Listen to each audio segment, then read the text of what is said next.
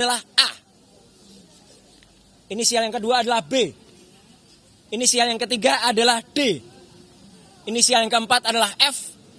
Inisial yang kelima adalah L. Inisial yang kelima adalah U. Dan inisial yang keenam adalah U. Dan inisial yang ketujuh adalah V. Jadi memang ada dua klaster. Klaster yang pertama saya dituduh berijazah palsu. Ya. Jadi ijazah saya dari S1 dari UGM ini dituduh palsu.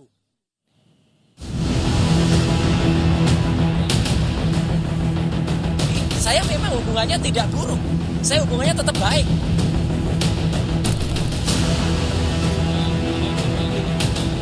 Kasus fitnah ijazah Jokowi semakin melebar dengan pelaporan Roy Suryo terhadap 7 orang pendukung Jokowi ke Polda Metro Jaya pada Senin 5 Januari. Mirip dengan klaster penetapan tersangka, kuasa hukum Roy Abdul Ghafur Sangaji juga menjelaskan laporan Roy terbagi dalam 2 klaster, yakni tuduhan ijazah palsu milik Roy dan fitnah Roy terlibat korupsi Hambalang. Yang dilakukan oleh Mas Roy adalah melaporkan 7 orang yang kalau kita lihat delik kualifikasi deliknya sama dengan yang dilaporkan oleh Pak Joko Widodo, yaitu dugaan pencemaran nama baik dan fitnah. Yang dilaporkan Mas Roy ini ada 2 klaster. Klaster pertama adalah klaster di mana ada 5 terlapor yang diduga kuat telah melakukan pencemaran nama baik terkait dengan tuduhan dan fitnah bahwa ijazah Mas Roy adalah ijazah palsu. Seakan bersamaan, Partai Demokrat akhirnya melaporkan 4 akun media sosial yang menuduh SBY terlibat isu ijazah Jokowi ke Polda Metro Jaya Senin lalu. Laporan dilayangkan lewat Kepala Badan Hukum dan Pengamanan Partai Demokrat Muhajir atas dugaan tindak pidana penyebaran berita bohong. Adapun keempat akun media sosial yang dilaporkan, yakni kanal YouTube @agrifanani, Bang Boy, dan kajian online, serta TikTok Sudiro Wibudius MP. Dalam laporan tersebut, akun @agrifanani menampilkan cuplikan video yang bertuliskan anak emas SBY korupsi terbesar sepanjang sejarah RI. Isu adanya Demokrat di balik aksi Roy CS mengulik ijazah Jokowi disebabkan Roy Suryo tercatat pernah menjadi wakil ketua umum partai pimpinan SBY itu. Meski Roy berkali-kali tegaskan sudah lama keluar dari Partai Demokrat, ia mengaku masih menjalin hubungan yang baik dengan rekan-rekannya di Demokrat. Saya kader terbaik dari partai itu tahun 2016. Dan setelah itu saya justru 4 tahun berikutnya saya izin kepada ketua umum waktu itu untuk mengundurkan diri karena saya mau sekolah. Saya memang hubungannya tidak buruk. Saya hubungannya tetap baik. Dan justru karena hubungan baik itu, maka ketika saya dituduh kemudian melakukan korupsi di Hambalang, alhamdulillah justru nanti akan ada saksi yang sangat prinsipal yang mengetahui persis ketika kasus Hambalang itu beliau berada di KPK. Ayo maju, maju, ayo maju, maju, ayo maju. Sejak ditetapkan sebagai tersangka kasus ijazah Jokowi yang menyeret Roy CS, hingga kini belum juga dilimpahkan ke kejaksaan. Terakhir, Polda Metro Jaya menantang Roy CS untuk pra-peradilan jika masih keberatan soal bukti pendukung di balik penetapannya sebagai tersangka. Tim Liputan, Kompas TV.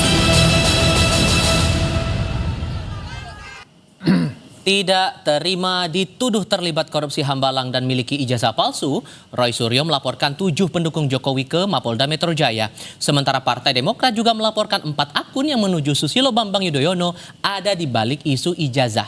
Pertanyaannya, benarkah 2 laporan ini hanya kebetulan? Kami diskusikan ini bersama tersangka dugaan fitnah ijazah Jokowi sekaligus pelapor 7 pendukung Jokowi Roy Suryo dan Sekjen Projo Freddy Damanik. Selamat sore semuanya, apa kabar? Sore. Terima kasih sudah datang ke studio Kompas TV kali ini. Di antara 2 klaster itu, Mas Roy, tudingan ijazah palsu, Anda memegang ijazah palsu, kemudian tudingan Anda terlibat korupsi Hambalang, mana yang paling fatal menurut Anda? Dua-duanya fatal. Dan ini kelihatan sekali kalau ada orkestrasi. Jadi mereka itu pada satu kurun waktu yang sama itu menggelurakan isu yang sama. Kelihatan ada kayak feedingnya gitu loh. Kemudian yang soal Hambalang juga sama. Tiba-tiba ya saya yang sama sekali tidak terkait Hambalang tiba-tiba dituduh Hambalang dan dibuat VT-nya, dibuat video tape-nya gitu. Jadi seolah-olah saya berada di sana, kungkar di sana. Nah, yang soal ijazah ya orangnya sama, tuduhannya bisa sama. Tuduhannya sama-sama saya berijazah palsu S1, kemudian bahkan ada yang duduk S3-nya juga gitu. Nah, jadi ini kecil kemungkinan kalau mereka itu tidak ada yang memfeeding, dan setelah kita lihat backgroundnya, oh iyalah jelas karena mereka pendukung dari si pemilik 99% ijazah palsu itu. Jelasin dong. Tegasin siapa orang? Lo ya jelas kan, saya udah nggak usah, bukunya udah terbit, white papernya 99,9% ijazahnya palsu. Kok saya tiba-tiba dituduh ijazahnya palsu, kan lucu aja. Oke. Gitu. Nah, Anda kan menyebut tuh 7 pendukung yang dilaporkan walaupun baru inisial A, B, D, Betul. F, L, U, V. Ya. Masalahnya saya menarik dengan huruf F. F ini orang di sebelah saya atau bukan? F kan banyak, voicernya juga F, Vival Solesa juga F. Di nama saya lagi tiba-tiba. Lelah ya, voicernya juga. Tapi kenapa nggak mau terbuka dengan F ini apa? Bukan nggak mau terbuka, itu masih lebih baik saya menyebutkan, enggak tiba-tiba saya bilang kalau di awal saya hanya melaporkan peristiwa. Padahal ternyata dia yang laporkan nama. Siapa yang klaster tudingan ijazah, siapa yang klaster tuduhan korupsi? Yang tuduhan korupsi itu ada 2, U dan B. Oke. U dan B itu Sisanya baru? Sisanya yang 5 itu ya L, D, V, A, F itu adalah menuding soal ijazah. Dan sama, polanya sama persis ya. Jadi dia mengangkat isu, oh ijazah saya S1 ini, oh kemudian nama saya ini, palsu. Bahkan ada yang sangat kasar ya, bilang maaf ini sebutan apa hewan gitu ya, gitu. Huk gitu ada juga. Satu lagi juga ada yang waduh kasar banget. Kemudian kalau yang B itu juga, wah itu juga kasar, nyebut nama minuman ya dalam bahasa Jawa yang sangat kasar itu. Oke. Anda merasa huruf F itu berkaitan dengan Anda nggak Bang Freddy? Ya, terima kasih. Yang pertama kita hargai ya, itu hak hukum beliau ya melaporkan. Tetapi sebaiknya memang supaya lebih jelas, seperti yang Mensreya tadi berani sebutkan ini kontennya, ini yang saya laporkan kan begitu, agar ini yang para tertuduh juga yang dilaporkan ini seperti tadi, apakah itu nama saya juga.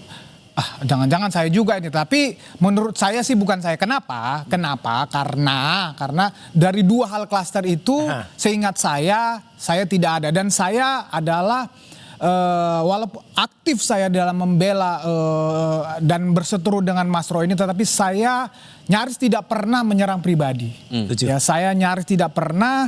Ini penting menurut saya buat siapa saja yang menjadi narasumber di pihak manapun itu ya, menyerang pribadi itu memang kalau bisa kita hindari. Bukan kalau bisa, harus dihindari. Dan fokuslah kepada subjek atau pembahasan objeknya apa, fokuslah di situ. Oke, dan ya. 2 aduan yang dibikin Mas Roy ini menurut Anda cukup beralasan kenapa kemudian diadukan ke polisi? Begini, pertama saya tidak tahu konten itu. Nanti justru kita minta kepada Mas Roy, sebutkan saja kontennya yang mana, kemudian sebutkan saja siapa terlapornya itu yang pertama. Yang kedua, gini loh, ya itu di media sosial, di YouTube, di TikTok, di Instagram, dimanapun itu banyak sekali berkembang narasi-narasi, konten-konten yang kita tidak tahu. Ya, berasal dari mana, itu akun siapa, kemudian berseliweran. Nah, itu yang pertama. Yang kedua, ini kan banyak ya namanya reaction. Ya, kemudian mempertanyakan sumber primernya, benar tidak? Itu kedua belah pihak banyaklah bermain seperti itu. Ya, diangkat nih judulnya begini, taruh tanda tanya, benar tidak? Kan seolah-olah mempertanyakan. Nah ini kan mereka ini yang biasa main di medsos sebetulnya paling paham. Nah, apakah itu yang dimaksud? Saya rasa kalau konten-konten yang seperti itu, saya bilang tadi, ini kedua belah pihak sering bermain di situ. Saya harap bukan begitulah, karena kalau yang seperti itu dimainkan akan merusak demokrasi kita. Tetap diminta terbuka loh siapa inisial orang-orang ini. Makanya saya juga ingin menjelaskan kepada mereka. Saya adalah orang yang pernah bahkan mengajar soal pembuatan konten tuh, sertifikatnya dari Komdiji. Ya, saya memang dipercaya untuk mengajar konten. Ya, dan ini sangat jauh. Betul, saya hargai Mas Freddy tadi menyampaikan bahwa beliau mungkin tidak merasa. Ya bagus. Karena ada semalam di salah satu TV lain yang sudah merasa kayak cacing kepanasan, malah sudah pakai baju tahanan, pakai kaos tahanan gitu. Mungkin fungsinya ngeledek, tapi justru orang bilang ini udah merasa ini, udah masuk. Dan karena apa? Karena memang isinya luar biasa hate speech-nya. Jadi saya setuju, saya terima kasih Mas Freddy tadi menyampaikan kalau beliau tidak menyerang dengan melakukan spin. Apa yang dilakukan orang-orang ini? Itu men-spin. Jadi artinya berusaha menolak ijazah palsunya yang 99% junjungannya itu, tapi kemudian membalik seolah-olah saya yang ijazahnya palsu, dan itu salah yang dia katakan. Artinya benar-benar salah karena buktinya Oke. sebuah bukti dan bukan reaction. Saya tahu persis kalau dia reaksi itu kan mereaksi. Ini enggak, ini Oke. dan tanpa tanda tanya Oke. yang dia lakukan. Saya perlu penegasan begini, karena kalau membaca timelinenya Anda Ya. mengadukan ke Polda Metro Jaya, Betul. tapi nggak jauh dari Anda melaporkan ke Polda, Partai Demokrat mengatasnamakan Pak SBY juga mengadukan 4 akun media sosial menuding Pak SBY terlibat dalam ijazah palsu Jokowi. Ini ya itu terserah. kebetulan terserah atau gimana? Enggak, kalau itu terserah teman-teman Partai Demokrat. Kebetulan mungkin saja time frame-nya hampir sama. Tapi kan isunya beda yang diadukan oleh teman-teman di Partai Demokrat. Dan saya juga tidak tahu ya siapa yang melakukan disebutkan 4 itu. Kalaupun ada kesamaannya mungkin saja ada yang sama. Ya, tetapi kalau ada yang sama berarti memang orang itu ada 2 yang sama itu bermasalah orangnya. Tapi kemudian di circle Anda kan juga ada yang membantu seperti Pak Denny Indrayana, Pak Amir Samsudin yang Iya. juga pernah punya catatan di Partai Demokrat. Anda pernah punya catatan Tidak sebagai hanya di kader Partai Demokrat. Karena apa teman-teman lain kayak Deddy Sitorus ya, kemudian teman Pak Ahmad Yani itu dari partai-partai kan juga membantu. Jangan hanya dilihat Partai Demokratnya. Enggak lah, saya juga sudah lama, udah 6 tahun Mas, saya itu pamit baik-baik dari Partai Demokrat dan memang sudah tidak ada hubungan struktural lagi antara Partai Demokratnya. Tapi kalau hubungan pribadi, saya nggak mengelak. Loh memang orang tuh hubungan pribadinya harus tetap bagus. Oke. Tapi sekali lagi, saya tetap mendukung juga apa yang dilakukan oleh Partai Demokrat. Tapi saya ini hanya menjalankan ya hak dan kewajiban pribadi saya ya selaku orang yang kemudian melihat tahun baru ada kitab undang-undang hukum pidana yang baru. Nah, Oke. ini yang kita lakukan. Melihat kasusnya Bung Roy ini, Bang Freddy, sampai sekarang kan belum dilimpahkan ke kejaksaan. Iya, Apakah iya, Anda iya. merasa bahwa ini sejalan dengan pernyataannya Pak Jokowi bahwa ini sebagai operasi politik, makanya dibiarkan berlarut-larut sampai sekarang juga belum masuk ke tahap sidang? Oh bukan, kami dari pendukung Jokowi, saya Sekjen Projo, tetap menghargai profesionalisme polisi dalam proses penyidikan di mana Mas Roy dan kawan-kawan menjadi tersangka. Ya, kami melihat ya ini mungkin dalam proses pemberkasan, walaupun sedang diajukan ahli saksi yang meringankan, kami melihat ini memang ini banyak sekali, kan udah disebutkan saksinya, buktinya ini banyak sekali, sehingga proses kalau nggak salah ini rangkap berapa ya? Saya waktu diperiksa tanda tangannya itu banyak sekali sampai lupa saya. Ya, jadi ini memang pemberkasannya ini banyak sekali dan membutuhkan waktu. Kalau dibilang ini operasi politik, makanya dibiarkan berlarut-larut? Di Polda Metro Jaya saya tidak percaya diintervensi oleh apapun. Saya percaya itu dalam proses penyidikan ini. Kalau diintervensi misalnya dari pihak Pak Jokowi, tentu kami punya kepentingan ini sudah lama ditahan. Contoh, ya misalnya kita karena ini lama kita kemudian sampaikan bahwa ada intervensi untuk menahan perkara ini. Saya pribadi tidak percaya itu.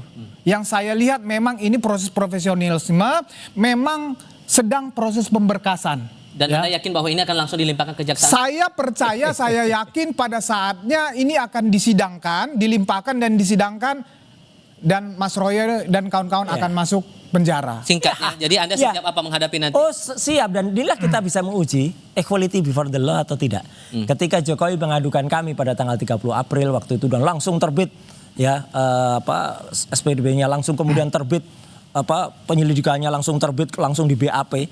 Itu kan beda banget dengan yang misalnya ada teman saya Michael Sinaga yang sudah lapor semenjak 2 bulan yang lalu. Baru kemarin di BAP. Saya baru terbit LP-nya. Meskipun ya alhamdulillah LP itu langsung terbit ya, tidak kemudian kami ditolak ya.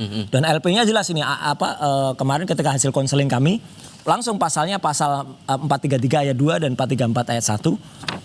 Teman-teman di kepolisian lah di SPKT lah yang kemudian ini lebih telak Pak karena itu kata-katanya ada ini tuduhan kepada Pak Roy begini, ini tuduhan kepada oke, masuk aja udah kalau itu. Jadi clear. Jadi makanya kita tunggu Polda objektif tidak benar-benar bisa tajam ke atas dan ke bawah atau hanya tajam ke bawah tumpul ke atas. Saya harus menanyakan lagi masalah operasi politik itu dengan tahapan sampai sekarang masih seperti ini belum sampai ke kejaksaan.